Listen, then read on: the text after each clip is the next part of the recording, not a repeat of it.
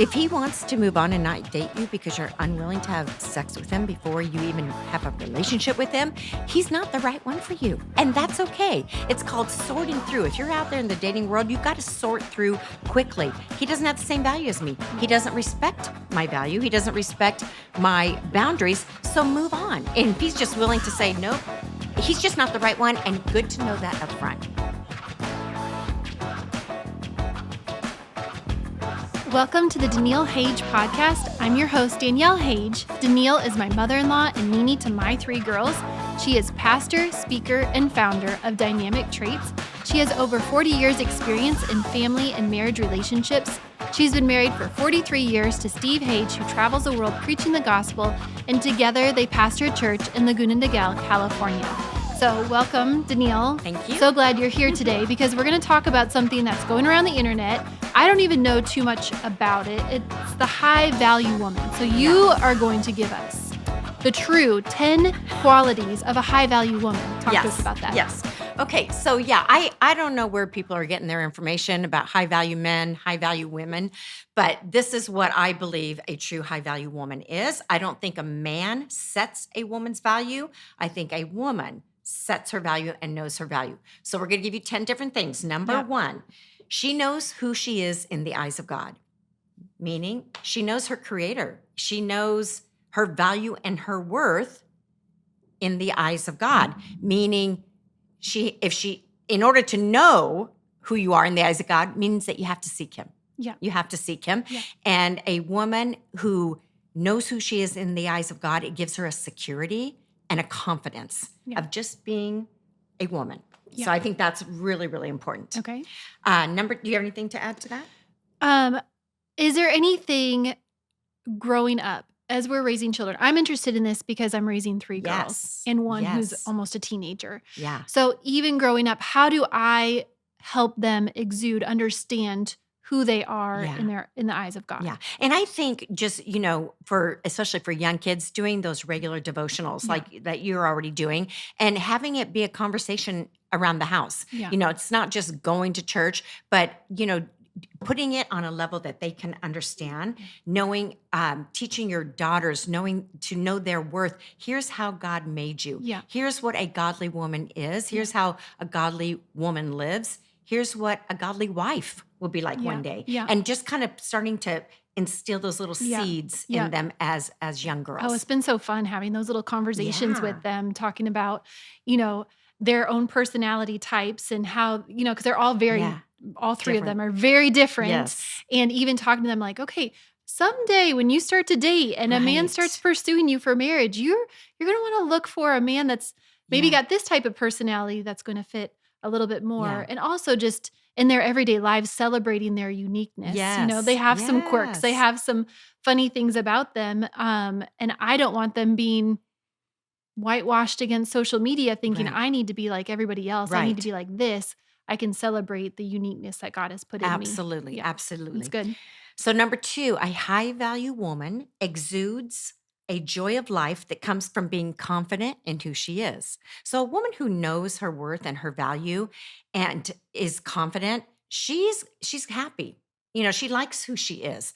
And so I think that's really important. And one of the main qualities that men say they find irresistible about women is a woman who is confident. Yeah. It doesn't mean she has to be confident in every area of her life, but she can even have the confidence to say, I'm a little insecure in this area, or I'm a little insecure. I don't really feel good about, myself in certain aspects of life, but I'm working on it kind of thing. So I'm not saying she's perfect or she's confident in everything, but the path that she's on, she has a confidence and she says she's happy. Yeah. And that's another thing about what men will say makes women attractive, women who are happy. Yeah. Like upset women, sad women, depressed women don't have a great effect on men. Men like being around happy women. And if they're upset, a man usually wants to know, like, what did I do? Am I in trouble? How can I fix that? How can I help you? So I think just having that confidence, knowing who you are in God,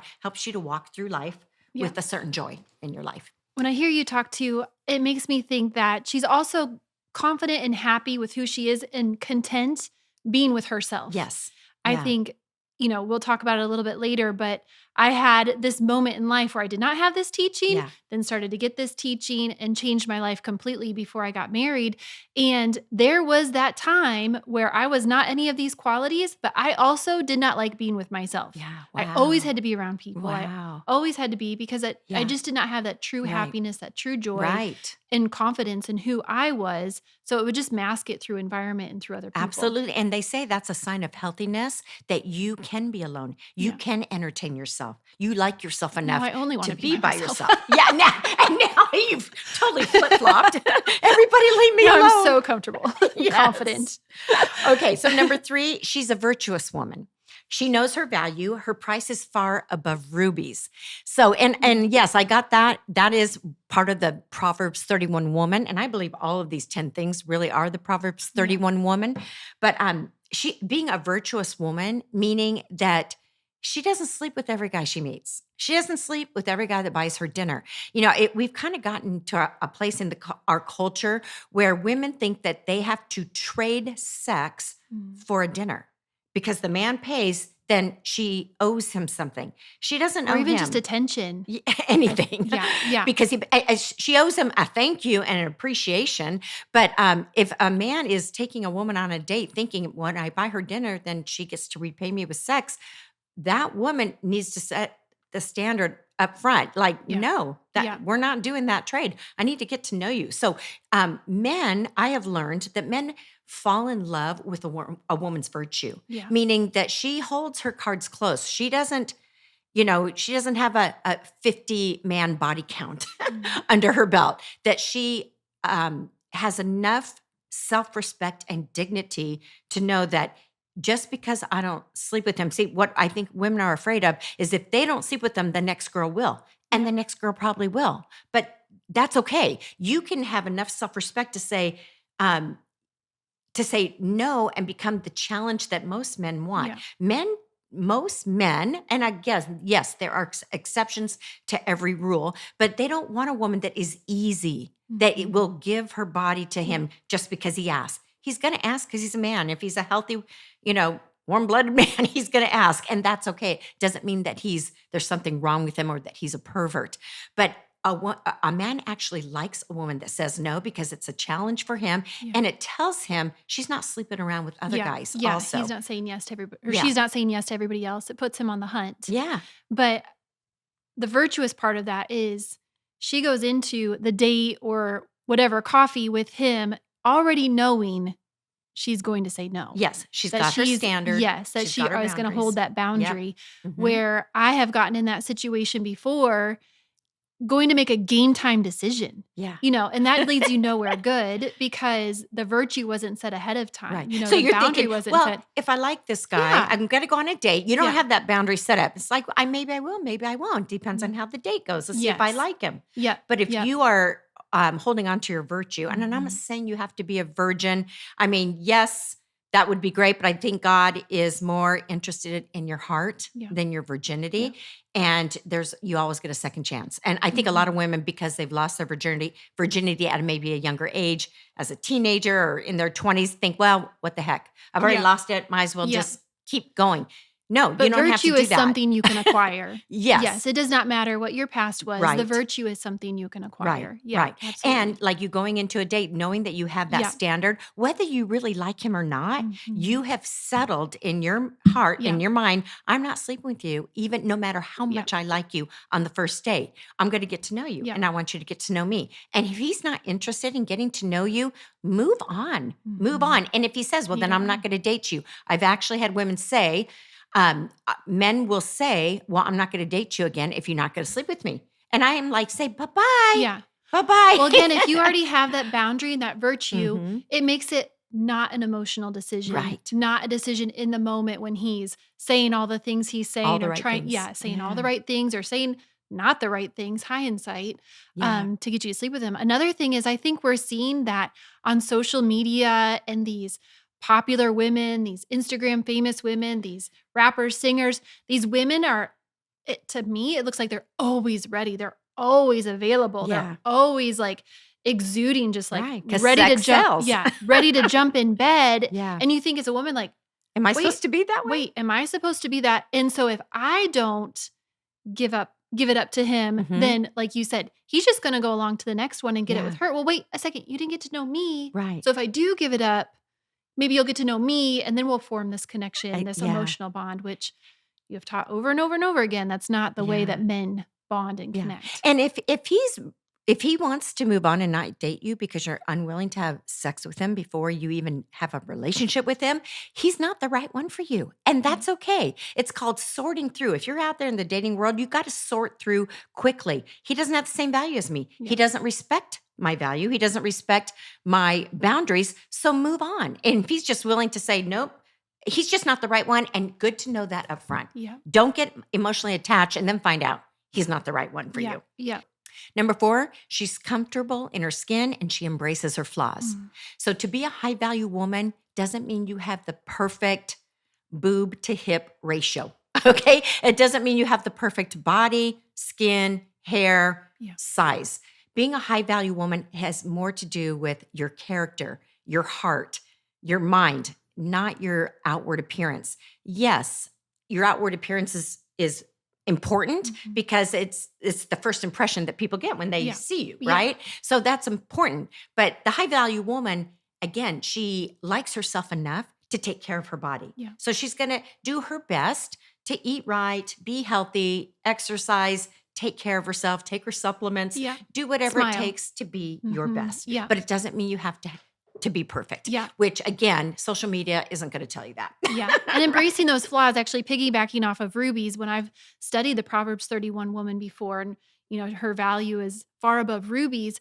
Rubies actually get their value and their gemstone from their inclusions, from their natural inclusions, that how they were made in the earth, how they were made by God. Unlike a diamond who's put under pressure to have no inclusions, to be absolutely perfect, to have to be perfect.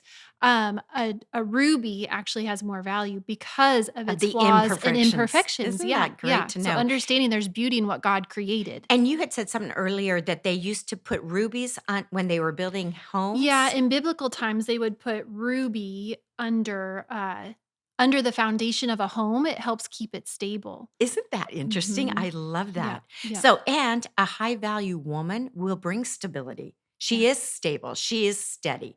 So I think that's really important to know. So she knows she's not perfect, but she embraces her flaws and she's okay with that. Again, she has a confidence about her body, even in its imperfect state. Number 5, she has healthy self-esteem. We did a whole podcast on self-esteem.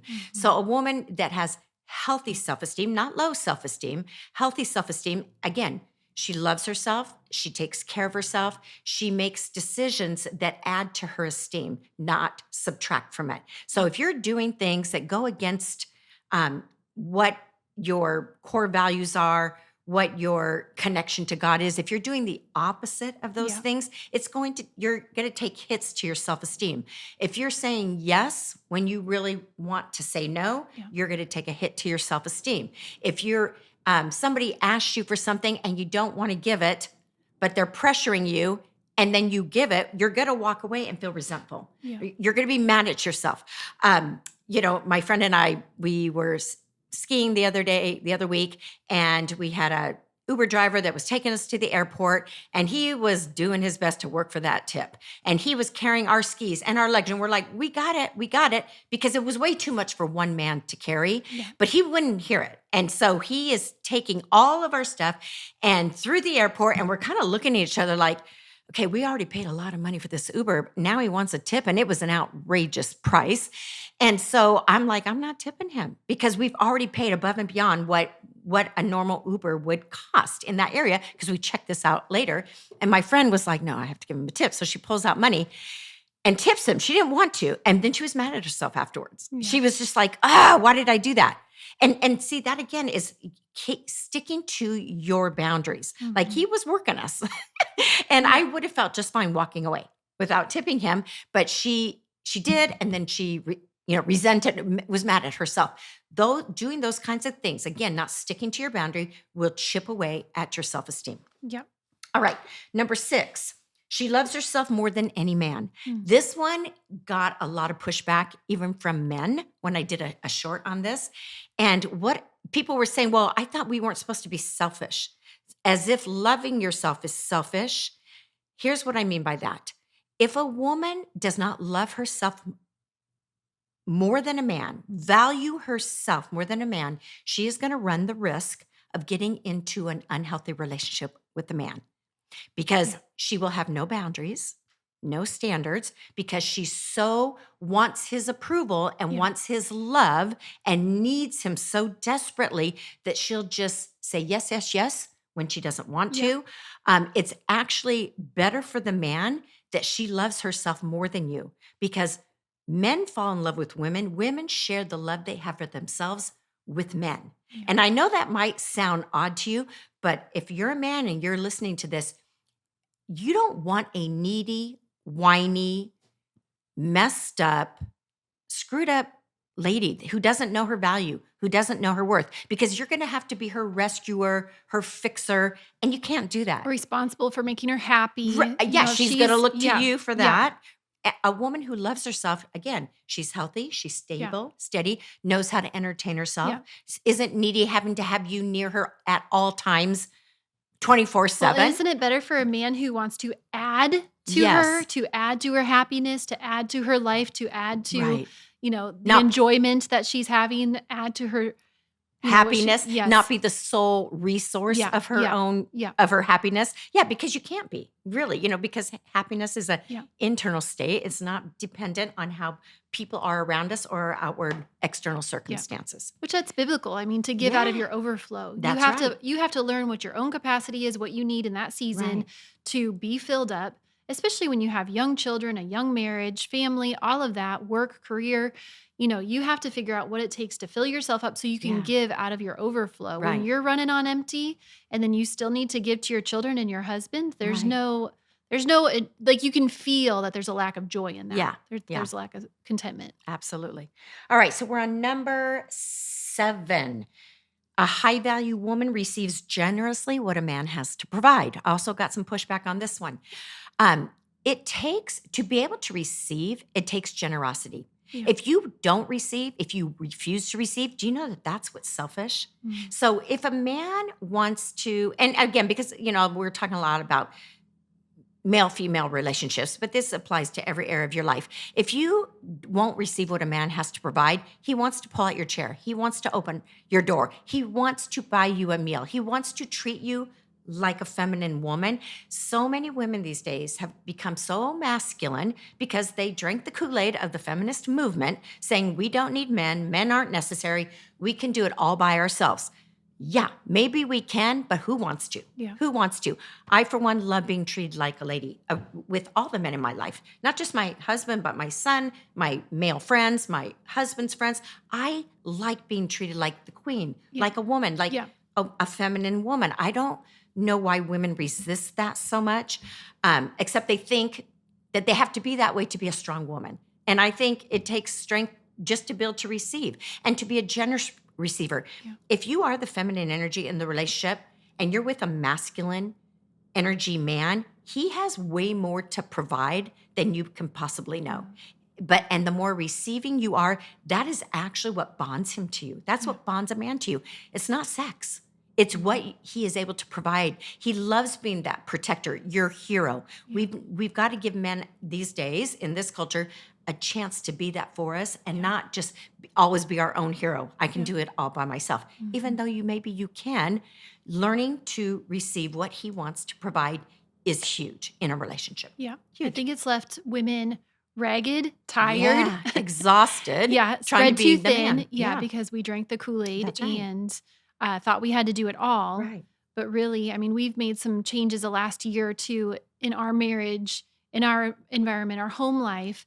And I equate that to the more I'm able to anchor down at home and the more peace I have when I'm home and in my feminine role, actually the harder, the faster, the stronger my husband can be in his work and his job, what he's pursuing. Right. And he feels like he's empowered to do so much more Yeah. when I'm able to receive what he has to provide. Right. That is huge because Danielle was a career woman, Yeah. right? Yeah. You didn't get married till you were 29. Well, and I married Christian because, not only, but one of the things I loved about my husband was before we got married was how much he supported me in my Yeah. career and how much he Mhm. supported me in my education. Yeah. Yeah. And he was behind me 100%. Yeah, he fully respected Yeah, you in yeah. that. That was one of the things I think that drew Absolutely. him I was to never you gonna, also. yep, I was Yeah. never going to step back and be Right. home. And so Mhm. for you now to be a stay-at-home mom, homeschooling 3 Yeah. kids, that's a huge Yeah, it's change. been a huge shift. But you have Yeah. said even in our other, podcasts Yeah. that it's been better for your family, better for your Absolutely. relationship. 100%. Isn't that 100%. I had so much masculine energy. Yeah. And we would Because you even had to. You were alone. Yeah. You were by yourself. Yes, and I just think the way me and Christian were vibe together. I don't know. I was able to do it till a certain point. We got to about 10 years in our marriage, and it was like, who's going to be the man? We got to a hard Yeah. point. I think it works and it's fine until you have children who need to be raised at home, Yeah. who they need to come to a nurturing environment. And we had hit some rough patches. Yeah. We had hit some a financial place, a job place where we needed to make some changes.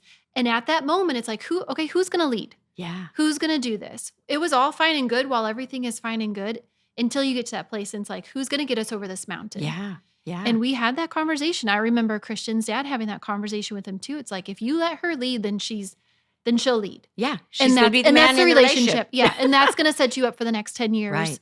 or destruction. Right. And so at that, I had to get with God and, pull back a and little be bit. okay. Yeah. And stop criticizing and correcting and questioning what he was able to provide and be Wow. okay with things are going to be okay. Right. God ultimately is going to take care of us. Right. He talks to my husband Right. and receive and not expect more than what he's able to provide in every Right. season. I Right. think that's important too Huge. for women, especially who have grown up in this feminist movement, that like he can provide what he can provide and you've got to trust God for more. That's right. That's right. Very, very good. Okay, so number 8, a high-value woman is at peace with herself and her world. Mhm. What does that look like? Well, if you're at peace with yourself, then you exude peace to those around you. Mhm. Okay, you're going to create.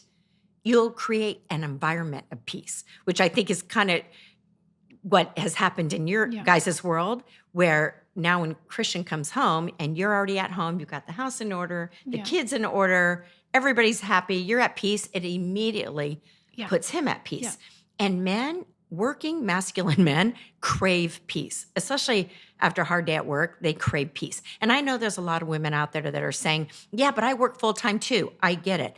But I think it's hard for men to be attracted and drawn to women who are panicked, stressful, frazzled, Yeah. that aren't at peace, because a man feels like I've got to save her. I've got to protect her from herself. I want her to be at peace. So I think, one person being at peace helps the other one to be at peace.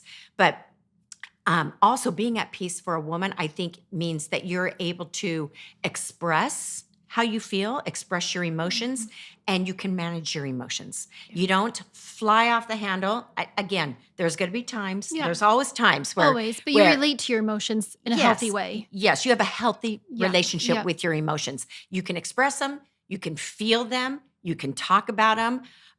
Sometimes you got to cry it out, shout it out, maybe write it out on a piece of paper, but you're able to manage them, Yeah. however that looks for you, without being just a panicked hot mess. Yeah. That's good. All right. A high-value woman, number 9, she keeps her affections closely guarded. Mhm. And again, she doesn't just give her affections to just anybody. Yeah. Okay. She has her boundaries, and she has good boundaries about who can touch her, how they can touch her, where and when they can touch her. And this is for everybody, her husband, other men, even her kids, it's like she has the boundary set. Like, I need mommy time. Kids, you're going to have to. Yeah. No, and I'm going to be touched out by the end of the day. Touched out. Yeah. But, and just who she is spending time That's good. being intimate with. I believe that especially a married woman does not share intimacies and affections with other men that are not her husband. She doesn't Yep. talk about her marital problems with It's so the guy at important. work. Yeah. Okay. Because you can create a bond there, a connection, because the guy at work is like, oh man, I feel for you. Or, I'm saying with a man, he shouldn't be talking to his workmate, female workmate, about marital problems. Okay. Yeah. You keep your stuff to yourself and you talk to a counselor. If you need outside help, you talk to a professional, a pastor. Girls can talk to their girlfriends, guys can talk to the guy friends, but mixing the two doesn't, man and woman, because there are too many, your affections can be transferred over to the wrong person. So she keeps her affections closely guarded. Number 10, her life commands respect from all who know her because her clear-cut boundaries have afforded her this honor. Again, a woman who knows her value, she knows who she is in the eyes of God. She has healthy self-esteem. She knows her worth. She has good boundaries, okay? She's confident in the boundaries that she has set up for herself, for her personal self, for her life, for her family, at her job place. And so people respect that. When she walks into a room, she doesn't have to demand attention, recognition, or respect. It's just who she is kind of commands it. I Just think the way all, she carries herself. Yeah, we all can picture that woman, who walks into a room and she brings an aura with her. Yeah. Everybody just kind of, Yeah. who's that? Or looks her way, or the room goes quiet when she walks in because she doesn't demand, but she commands. Yeah, and she has a class environment. about her, Yeah. in the way that she dresses. She dresses modestly. Doesn't mean you have to be prudish. It doesn't mean you can't be sexy. But again, sexiness too is in the eye of the beholder, because I think classy is very sexy. And I know a lot of men that would say that too. Yeah.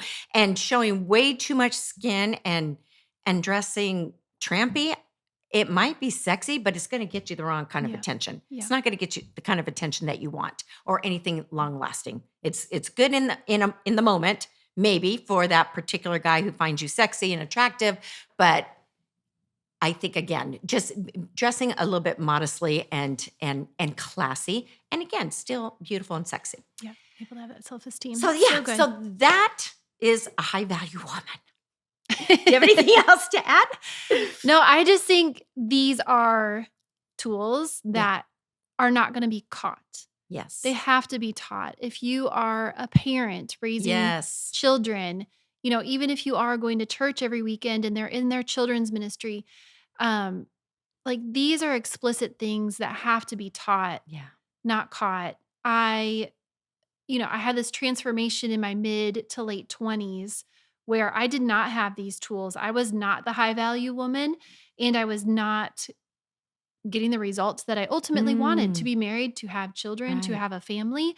And it really did take an environment change. It took relationship change as far as who I was hanging around, what I was doing, and really getting around some other virtuous people who had boundaries and learning from them, looking at them, identifying what they're doing a little bit different. And then at that time, I started being in an environment where you are coming around as well and started to hear these tools and these teachings. And I really did have to take some time and set myself apart from friends, environment, relationships, even leaving certain things behind and kind of ghosting it because I knew this is what I wanted. I wanted to be a high quality woman, high value woman. I wasn't. So I think that's to say too, even if you've messed all this up, even if your body count is super high and you feel shame about it, these are virtuous things that can be taught at any age. Never too late. You could, Absolutely. And God can use all of it. Great point. And set you up for a life that He's calling you to. Right. That's so good. And I remember you saying also that, you were 27, 28, and you started saying, hey, I'm getting up there in age, and I've not met the man of my dreams, and I want to have children, and I need to change something up. Yes. And I think, and that's when you started going to church, right? Yes. I mean, all of this just kind of converged in the same year where I wasn't going to church. I was going out. I was dating DJs. I had that nightlife. Yeah. Friends who weren't holding me accountable necessarily in this way. Not that I needed friends. Because they were doing the same thing. Yes.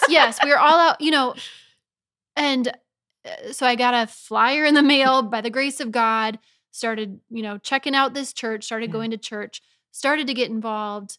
That's where I met Christian.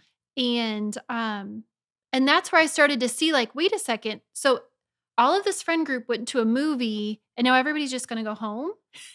Like, to me, that was foreign. To me, that was like, it's only 10 o'clock. We don't go home at 10. Like, we go out at 10 o'clock. That's just when everything's starting to get going. Oh, we don't start the night and go out and then go home with whoever we meet. And, so you just started, I had to change my environment. Yeah. I also think I've known couples, now that we've been married for a while, couples who have gotten divorced, and because it is due to someone stepping outside the marriage, sometimes it takes changing the environment. That's right. If you That's realize so your good. affections are getting too close to somebody in the work environment, or he's, vice versa, sometimes you just have to set that boundary and leave. Take yourself out of that environment, because environment and relationships truly are everything. Yes. But teaching our kids this, knowing like this was not caught for me, I had to be taught.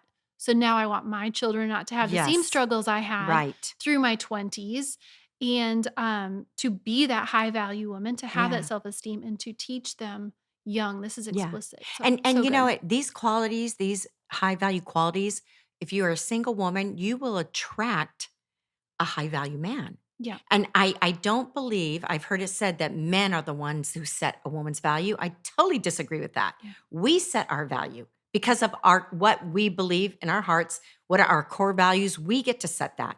And so if you want a high value man, you got to be a high value woman. And I think pretty soon we're going to talk about a high value We're man. going to talk about that on the next podcast. Yes, we are. If you enjoyed today's episode, please subscribe, hit the notification bell so you know when the next episode is coming to you, especially that one about high value men. And it helps us if you leave a comment or have any questions, please put them down below. And make sure you check out Danielle on Instagram and Facebook.